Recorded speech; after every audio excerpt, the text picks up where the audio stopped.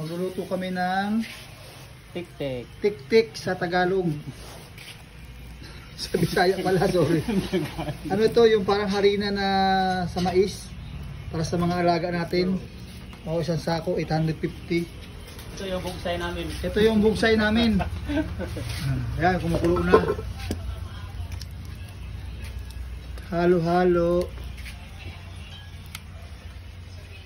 First time ko kasi magluto nito kaya napatulog na kay Boss Blender. Tingnan natin kung anong kalalabasan ng aming luto. Dapat to laging hinahalo para hindi magbuo-buo.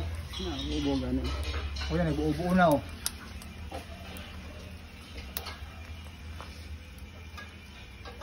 Nagbuo-buo. Mamaya ulit sa finished product na.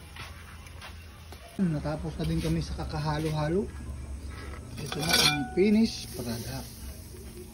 Bukas ng umaga kaya natin sa mga alagad natin, tingnan natin kung anong kalalabasan. Ang bango ah.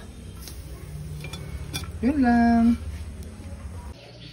Hanggang umaga mga lodi. Ang tigas na niya oh. Ito na siya yung ngayong umaga. Malamig na.